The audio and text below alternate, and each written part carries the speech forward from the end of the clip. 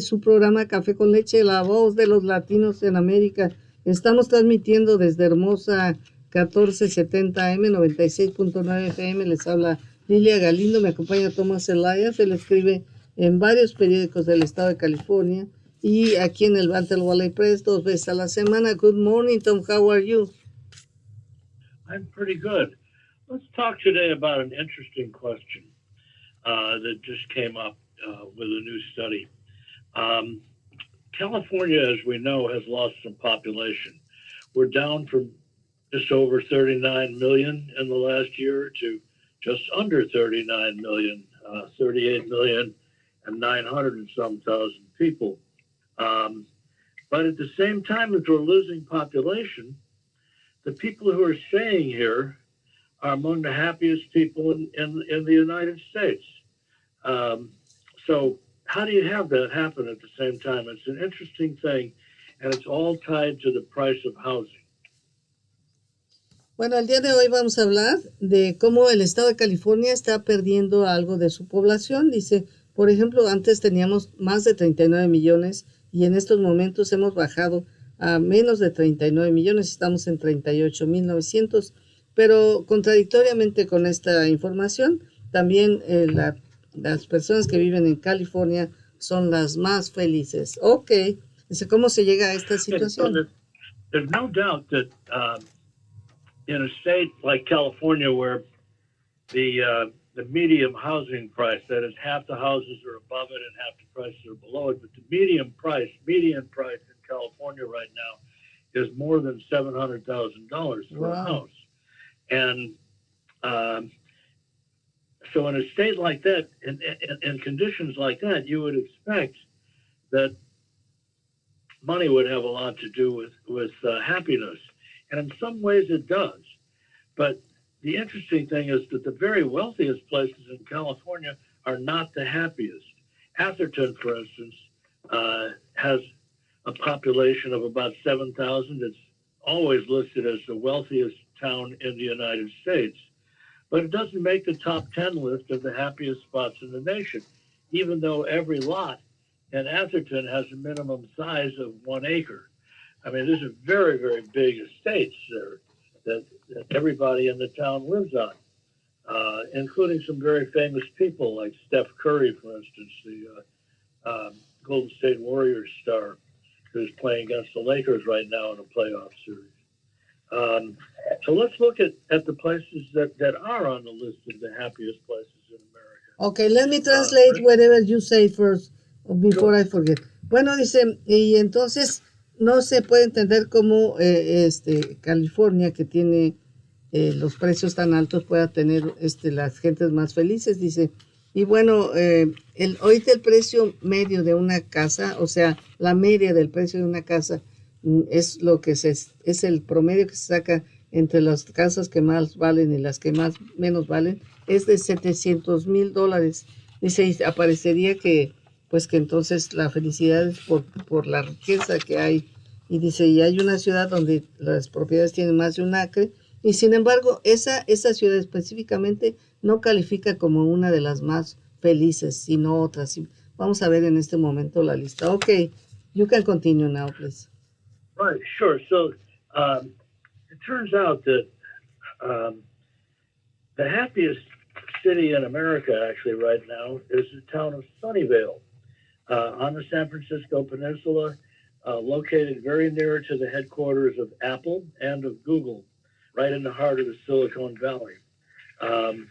And Fremont, where most Teslas are built, in a factory that used to belong to General Motors. Those people in Fremont are the fourth happiest in America. And the Sacramento suburb of Roseville is seventh. San Jose is eighth. And even Santa Clarita makes this list. It's ninth. And it ranks ahead of Irvine, which is 10th. So 6 out of the happiest 10 cities in America are right here in California, and yet people are leaving. So you have to ask why. Bueno, entonces nos habla de las ciudades más felices. Dice, la primera es en Sunny Valley, es una ciudad que está ahí donde están las fábricas de Apple y Google. La cuarta es una que se llama Fremont. Y luego dice ahí estaba General Motors, la octava es San José, la novena incluso Santa Clarita y la décima Burbank. Todas estas son en las ciudades más felices de los Estados Unidos. So Sunnyvale ranked first, and it has something to do with money. 62.5% of the people who live in Sunnyvale, including all the children and everything, earned more than $100,000, which was the highest in the country, the highest percentage of people earning over $100,000. And only 5% of the people in Sunnyvale live below the poverty level, and that was the third lowest in the United States. And Irvine, number 10 in the happiness index, was high in every category. 45% of the residents earned more than $100,000, and living costs consume only 38% of income. So people have a lot of income they can spend on toys. They can buy fancy cars, they can take trips, they can do whatever they want. And their life expectancy is 83 years, which is among the highest anywhere. Bueno, y nos está hablando en la ciudad de Sunny Valley, que es la primera en la lista de la felicidad. 62% de toda la población gana o tiene un ingreso de más de $100,000, y solamente 5% están por abajo de la línea de pobreza. En la otra ciudad de Irving, 45% ganan más de $100,000 y solamente se gastan el 38% cubriendo sus necesidades básicas. Su esperanza de vida es de 83 años, o su promedio de vida es de 83 años. Entonces, obviamente, estas personas tienen muchísimo para comprar todos los juguetes que quieran, dice. So,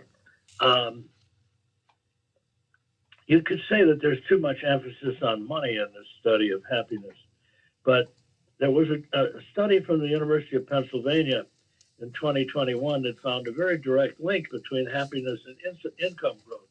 If your income is growing, that study found you're going to be a lot happier than if it's not growing. And that makes a certain amount of sense because, money doesn't guarantee that you're going to be happy, but if you don't have money, it's almost guaranteed that you're going to be unhappy. Yeah, absolutely.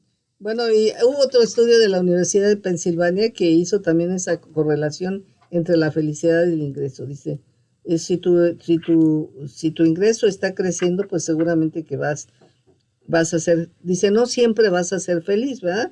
Pero te aseguro que si tu ingreso va decreciendo, entonces sí que vas a ser infeliz. Okay, so another factor in happiness turns out to be marriage. The higher the percentage of married people in a city, the happier the average person will be. And in the top 10 happiest cities in the national survey that I'm using here, the majority of adults were married in all but one, and that was Arlington, Virginia, which came in second on the overall happiness index. And let me guess for a minute at why Arlington rates so high. Arlington is just outside Washington, D.C., just across the Potomac River from Washington, D.C., and a lot of the people who live there are very influential in government. And so the sense that they have power and they can affect the world around them is another thing that makes people happy. And there's a lot of that in Arlington, Virginia. And yet, so California scores high in almost all these things. People here feel they can affect the world and they can affect their surroundings. A lot of people here have money, especially if they bought their house years ago, and they and they've watched the value of their houses go up. So they have a lot of money on paper, a lot of people, and that makes people feel good too. So in spite of that, California has lost about 1% of its people over the last 3 years. And so what is the reason for that? And we'll do that in 1 minute. Okay. Mira, entonces dice, otra de las razones para la cuestión esta de la felicidad es el matrimonio. Dice, las personas que estaban casadas son más felices. Y dice, y bueno, hay una ciudad, se llama Arlington, Virginia, que está fuera de Washington D.C. Y bueno, viven ahí muchas personas que tienen influencia en el gobierno y el poder para afectar lo que pasa con la sociedad. Por eso es que eso les da un grado de felicidad. Que en California solamente el 1% de la población ha dejado el estado, y en estos momentos vamos a ver cuál es la razón por la que se han ido. So the question now is, if we're so happy, why are people leaving? And the answer again has a lot to do with money. And we're talking about housing prices here. The state Department of Finance here in California says that most of the population loss here is because of housing prices. Remember that median housing price of over $700,000 is just too high for most Americans to buy in. So that when people leave California, there aren't so many people that have the money to come here and live here instead of where they are now.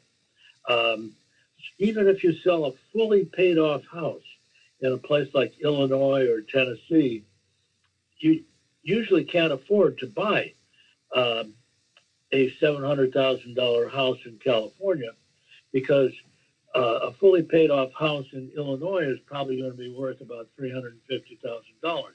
In Tennessee, it's going to be worth more like $200,000. And so you're going to still, even if you sell that and you get the full amount, you're still going to be way short of what it takes to buy a house in California, unless you have other money that you can throw into the mix. Bueno, entonces estamos... hold on a second. Entonces dice, estamos hablando de los precios de las casas aquí en California como un gran factor para que gente se haya movido. Dice, si el promedio es de $700,000, pues va a ser muy difícil que la gente pueda venir aquí y comprar. Dice, porque por ejemplo las casas en Illinois están aproximadamente a $350,000, es el medio de los precios de las casas. En Tennessee, $200,000. But you know, I thought that 1% was because everybody has sold when the prices were so high, and they went to look for other places. That's right. Yeah, they sell high, and they move to other places like Idaho, like Tennessee, like Texas, where the real estate prices are much, much cheaper. And then you can pocket hundreds of thousands of dollars in the process and live like a king in your new place. And you can live off those proceeds for years and years for many people. And, you know, it's kind of hard to argue with people who buy a bigger house, get more open space, and all at a lower cost. You know, I have a stockbroker who says, you never argue with a prophet. You never complain about a profit. And these people are making profits that are leaving California. That's the main reason they're leaving. Well, and there's enough of them that we have lost a fair amount of population. Tom, we have to go already, but time is gone. Thank you so much for your participation. Okay. Anyway, Gracias, I thought that was